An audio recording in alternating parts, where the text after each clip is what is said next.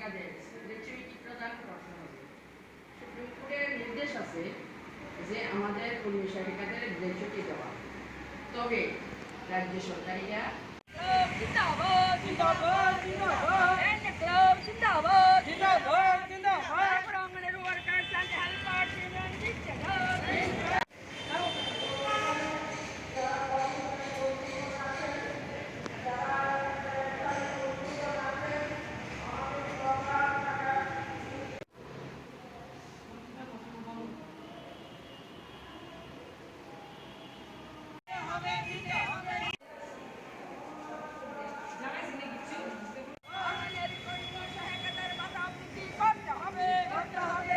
খাবার দেওয়া হয়, এই খাবারের ক্ষেত্রে যে টাকা খরচ হয়, ডিমের দাম বেড়েছে, ডাল চাল ঠিক মতো পাওয়া যাচ্ছে না, শিশুদেরকে তারা সঠিকভাবে খাবার দিতে গিয়ে নিজের পকেটের পয়সা খরচ করে তাদের শিশুদের খাওয়াতে হচ্ছে। এই যে ফিডিং বিল মাসের পর মাস জমা হয়ে যাচ্ছে, অথচ অঙ্গনওয়াড়ি কর্মীরা এই টাকা তারা পাচ্ছে না। দিনের পর দিন সময় মতো মজুরি পাচ্ছে না, কাজ করছে অথচ সময় মতো মজুরি তারা পাচ্ছে না। এই ধরনের 13টা দাবি নিয়ে আজকে ডেপুটেশনে আমাদের অঙ্গনওয়াড়ি বোনেরা সেখানে শ্রম দপ্তরের কমিশনারের কাছে তারা গেছে। আমাদের বিশ্বাস করতে ভালো লাগবে যদি শ্রম কমিশনার মহোদয় এই দাবিগুলোর মধ্যে দুটো দাবি অন্তত মেনে নেন, কিন্তু আমরা বিশ্বাস করতে পারি না যে একটা ডেপুটেশনের মধ্য দিয়ে এই সমস্ত দাবিগুলো আদায় হয়ে যাবে। আদায় হবে না, ফলে আমাদের সংগ্রামকে আরো জোরদার করতে হবে, আরো ঐক্যবদ্ধ করতে হবে। একতাই শক্তি, একতাবদ্ধ যদি আমরা হই, অঙ্গনওয়াড়ি কর্মী বোনেরা তারা যদি ঐক্যবদ্ধ হন, তাহলে দাবি আদায় করার অনেকটা সুযোগ রয়েছে। যদিও সরকার এখানে যে একটা বিজেপি সরকার আছে, সেই সরকারের আমলে দাবি আদায় অত্যন্ত কষ্টসাধ্য ব্যাপার। দরকার হলে ওরা ছিনিয়ে নিচ্ছে, অথচ কোনো দাবি পূরণ করছে না। গরিব মানুষ আজকে অন্ধকারে, রাজ্যে আইনি শাসন নেই, রাজ্যে গণতন্ত্র নেই, কথা বলার কোনো অধিকার নেই। এই অবস্থাটা চলছে রাজ্যের ক্ষেত্রে, চারদিকে সন্ত্রাসের আবহাওয়া, সন্ত্রাসের একটা পরিবেশ। এই পরিবেশটাকে যদি এর থেকে আমরা নিজেদেরকে মুক্ত করতে না পারি, এমনিতে তো মুক্ত করা যাবে না, তার জন্য আমাদের লড়াই করে তুলতে হবে। আমরা দেখেছি পশ্চিমবঙ্গে পঞ্চায়েত নির্বাচনে মেয়েরা, তৃণমূল যে কর্মীরা আছে তারা যখন বুথ দখল করতে যাচ্ছে, মেয়েরা দল বেঁধে দিয়ে এই বুথ দখল থেকে বুথটাকে রক্ষা করেছে। আসলে মেয়েদের অনেক শক্তি আছে, সেই শক্তিটাকে কাজে লাগাতে হবে। কেন আজকে এখানে আমরা জমায়েত হয়েছি? আজ 10 জুলাই অঙ্গনওয়াড়ি কর্মীদের তাদের সর্বভারতীয় দাবি দিবস পালিত হয়। এই দিনটিতে প্রতি বছর আমরাও ত্রিপুরাতে যেটা পালন করি। আজকে এখানে আমরা একটা মিছিল করে এখানে এসে মিলিত হয়েছি। আমাদের এই জমায়েত থেকে প্রতিনিধি দল তারা গিয়েছেন, ওনারা শ্রম কমিশনারের কাছে ডেপুটেশন দিচ্ছেন 13 দফা দাবির ভিত্তিতে, এবং এই দাবিগুলি নিয়ে লড়াই হচ্ছে, দীর্ঘদিন ধরে লড়াই হচ্ছে। কারণ আমরা লক্ষ্য করছি যে স্বাধীনতার এত বছর পরেও আমার এই দেশে বিশাল যে রয়েছে সেই অঙ্গনওয়াড়ি কেন্দ্রগুলি, সেখানে লক্ষ লক্ষ কর্মীরা কাজ করছে এবং প্রায় 8 থেকে 9 কোটি শিশু যাদের এখানে পুষ্টিকর খাবারের ব্যবস্থা করার কথা, কিন্তু সেই জায়গাতে আমরা লক্ষ্য করছি সারা দেশ জুড়ে একটা অনিয়ম, বিশৃঙ্খলা, তাদের যে পুষ্টিকর খাবারের তেল দেওয়া হয় সেই ক্ষেত্রে অর্থ বরাদ্দের ক্ষেত্রে গরিমসি, এগুলি গোটা দেশ জুড়ে চলছে। এবং যারা সেখানে ওয়ার্কার এবং হেল্পাররা রয়েছেন তাদের কাজের স্থায়িত্ব সেটা নিয়েও সমস্যা রয়েছে। আপনারা জানেন আমাদের রাজ্য এই সময়ের মধ্যে প্রায় 4,000-এর উপর অঙ্গনওয়াড়ি হেল্পার্স এবং ওয়ার্কার যারা কর্মী তাদেরকে ছাঁটাই করে দেওয়া হয়েছে। কারণ সমস্যাটা হচ্ছে বয়সের ব্যাপার, যেখানে সুপ্রিম কোর্ট বলে দিয়েছে যেগুলো রাজ্য সরকার থেকে ঠিক করা হবে, কত বয়স পর্যন্ত তারা সেখানে কাজ করতে হবে। এবং বিভিন্ন রাজ্যে, কোনো রাজ্যে 62 বছর, কোনো রাজ্যে 65 বছর এরকম আছে। কিন্তু আমাদের বর্তমান যে ত্রিপুরা সরকার, বিজেপির নেতৃত্বে যে সরকার, এই সরকার আমরা লক্ষ্য করছি এরা একটা অমানবিক দৃষ্টিভঙ্গি নিয়ে তারা চলবার চেষ্টা করছে সমস্ত ক্ষেত্রে। এবং এই ক্ষেত্রে অঙ্গনারী যারা ওয়ার্কার ওয়ার্ক এবং হেল্পার তারা খুবই গরিব অংশের মানুষ, তারাও সেখান থেকে রেহাই পাচ্ছে না। এবং ইতিমধ্যে এই সংখ্যাটা তাদের ছাঁটাই করে দেওয়া হয়েছে প্রায় 4,000-এর কাছাকাছি, তাদেরকে বাড়িতে ফিরিয়ে দেওয়া হয়েছে। এবং সেই জায়গাতে শুধু এটাই না, এই যে অঙ্গনওয়াড়ি কেন্দ্রগুলো রয়েছে যেখান থেকে আমার রাজ্যের শিশুদের অর্থাৎ যারা আমাদের ভবিষ্যৎ আগামী দিনে তাদের যে পুষ্টিকর খাবার খেয়ে দেওয়ার কথা, সেখানেও তারা সঠিক সময় তাদের বিল পাচ্ছে না। সেখানে ওয়ার্কাররা হেল্পাররা তাদের পকেটের পয়সা খরচ করে তারা সেখান থেকে জিনিসপত্র কিনছেন, বাচ্চাদের খাবার তারা চেষ্টা করছেন, কিন্তু মাসের পর মাস তাদের বিল সেখানে আটকে রাখা দেওয়া হচ্ছে। এবং শুধু তাই না, বিভিন্ন অঙ্গনওয়াড়ি ক্ষেত্রগুলিতে সেখানে জলের ব্যবস্থা, তাদের যে পড়াশোনা করা হয় বা তাদের যে শিক্ষাটা দেওয়া হয় সেখানে সুব্যবস্থা থাকার কথা, সেখানেও সমস্যা রয়েছে।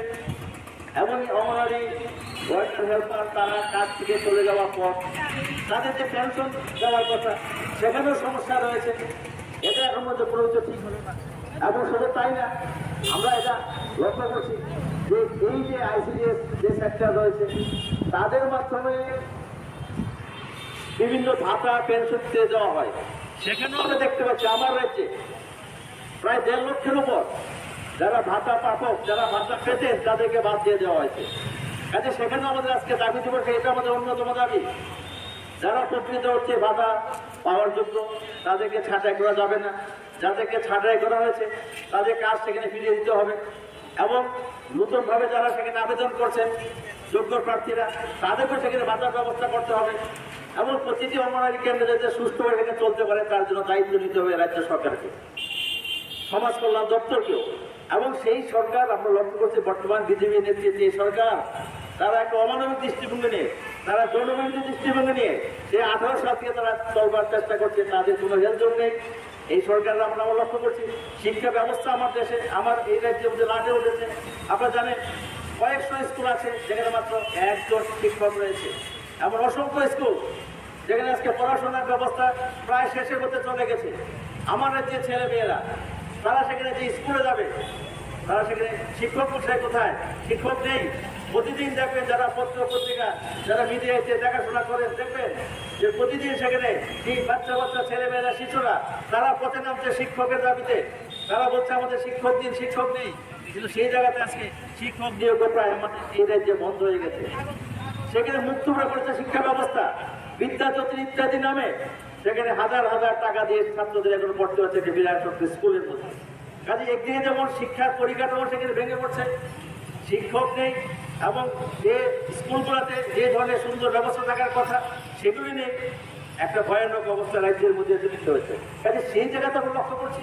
শুধু এটা না, বিভিন্ন আপনি অফিসে যান, আপনি হাসপাতালে যান, সেখানে দেখবেন হাসপাতালে ডাক্তারের স্বল্পতা, নার্স আমরা বিভিন্ন স্তরে তুলে ধরছি, কিন্তু দেখা যাচ্ছে এখন পর্যন্ত মজুরি বৃদ্ধির ক্ষেত্রে কোনো রকম উদ্যোগ আমরা লক্ষ্য করছি না। 45 এবং 46তম ভারতীয় শ্রম সম্মেলন সুপারিশ করেছিল যে এই যে প্রকল্প কর্মী তাদেরকে সামাজিক নিরাপত্তা প্রদান করা। সামাজিক নিরাপত্তা অর্থাৎ তাদের চাকরির জীবনের শেষে তাদেরকে গ্র্যাচুইটি প্রদান করা, তাদের পেনশন দেওয়া ইত্যাদি ইত্যাদি বিষয়গুলো। কিন্তু আমরা এখন পর্যন্ত দেখতে এবং তাদেরকে কর্মী হিসেবে স্বীকৃতি দেওয়া, আমরা এখন পর্যন্ত দেখতে পাচ্ছি যে এই সমস্ত প্রকল্প কর্মীদের এখন পর্যন্ত কর্মী হিসাবে স্বীকৃতি দেওয়া হয়নি। কোথাও বলা হচ্ছে ভলান্টিয়ার ইত্যাদি ইত্যাদি নামে ভূষিত করা হচ্ছে, এখন পর্যন্ত তাদেরকে কর্মী হিসাবে স্বীকৃতি দেওয়া হচ্ছে না। এই সুপারিশ থাকা সত্ত্বেও নানাভাবে এই প্রকল্প কর্মীরা বঞ্চনার শিকার হচ্ছেন। অত্যন্ত স্বল্প আয় কর্মচারী, গরিব অংশের মানুষ, অথচ তাদের পেটে লাথি মারছে এই সরকার। আমরা জানি এই সরকারটা গরিবের সরকার নয়, এই সরকারটা ধনী যারা আছে, পুঁজিপতি যারা আছে, তাদের জন্য তাদের সমস্ত পরিকল্পনা, অথচ গরিব মানুষের জন্য তাদের কোনো রকম উদ্যোগ আমরা এখন পর্যন্ত লক্ষ্য করছি না। আমরা দেখতে পাচ্ছি যে ইতিমধ্যে ছাঁটাই হচ্ছে, অল্প কিছু অঙ্গনওয়াড়ি কর্মী ছাঁটাই হচ্ছে এবং মিড ডে মিলে প্রচুর সংখ্যক কর্মী তাদেরকে ছাঁটাই করা হচ্ছে। কোনো রকম কারণ না দেখিয়ে, কোনো রকম কারণ দেখায়নি কেন ছাঁটাই করা হচ্ছে, কোনো রকম কাগজ দেয়নি যাতে তারা আদালতের দ্বারস্থ হতে না পারেন। অর্থাৎ সব দিক থেকে বেঁধে রাখা হচ্ছে, তারা যাতে কোথাও গিয়ে কোনো রকম সুযোগ সুবিধা ইত্যাদি তারা না পেতে পারেন। এইরকম অবস্থাটা আমাদের রাজ্যের ক্ষেত্রে চলছে।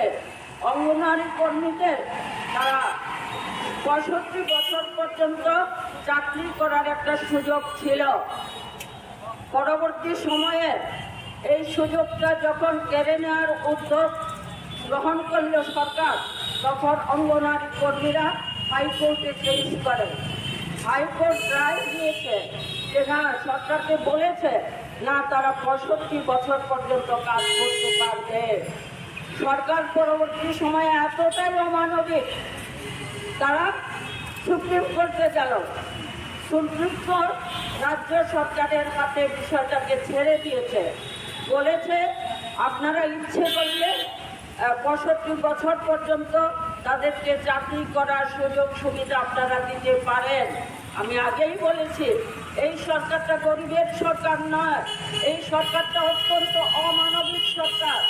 এই অমানবিক সরকার এই রায়টাকে সুপ্রিম কোর্টে যে বিষয়টা বলেছে 65 বছর পর্যন্ত ইচ্ছে করলে তাদের চাকরির ব্যবস্থা তোমরা করতে পারো, কিন্তু ওরা করেনি। 60 বছর করে দিয়েছে এবং বিভিন্ন ক্ষেত্রে যাদের 60 বছর হয়ে গেছে তাদেরকে বিদায় করে দেওয়া হচ্ছে। তাদের দাবি ছিল গ্র্যাচুইটি বৃদ্ধি করা, অথচ গ্র্যাচুইটি বৃদ্ধি করা হয়নি। পেনশন বৃদ্ধির দাবি ছিল, পেনশন বৃদ্ধি করা হয়নি। 1000 টাকা ইতিমধ্যে এর আগে নির্বাচনের সময়ে 1000 টাকা বৃদ্ধি করা হয়েছিল। সকলে কিন্তু এই 1000 টাকা এখন পর্যন্ত প্রকল্প কর্মীরা তারা পায়নি, এখন পর্যন্ত পায়নি তারা। এবং অঙ্গনওয়াড়ি কর্মীরা তারা কিন্তু সমাজের একটা বিশেষ জায়গায় তারা অবস্থান করছে। ছোট ছোট শিশু আগামী দিনে যারা দেশের নাগরিক হবে, দেশটাকে করবে, এই সমস্ত ছোট ছোট শিশুদের তারা প্রাথমিক শিক্ষা দিচ্ছে, মায়ের মতো স্নেহে তাদেরকে বড় করে তুলছে এবং তাদেরকে এমন শিক্ষায় শিক্ষিত করছে, বলতে পারে অ আ ক খ থেকে শুরু করে বিভিন্ন ছোটখাটো কবিতা এই সমস্ত দিয়ে বাচ্চাদেরকে তারা যাতে একটা সুনাগরিক হিসাবে গড়ে তোলা যায়, এরকম চেষ্টা তারা করছেন অঙ্গনওয়াড়ি কর্মীরা। তাছাড়াও তাদের অনেক কাজ কেন্দ্রীয় শিশু কল্যাণ এবং নারী কল্যাণ মন্ত্রী স্মৃতি ইরানি বলেছেন অঙ্গনওয়াড়ি কর্মীদের 8 ঘন্টা পর্যন্ত কাজ করতে হবে। তো 8 ঘন্টা যে কাজ করবে তারা মজুরি বৃদ্ধি করবেন কিনা এই বিষয়টা তো বলেননি। 8 ঘন্টা কাজ করলে তো মজুরিও বৃদ্ধি করতে হবে এবং তারা কোনো ক্ষেত্রে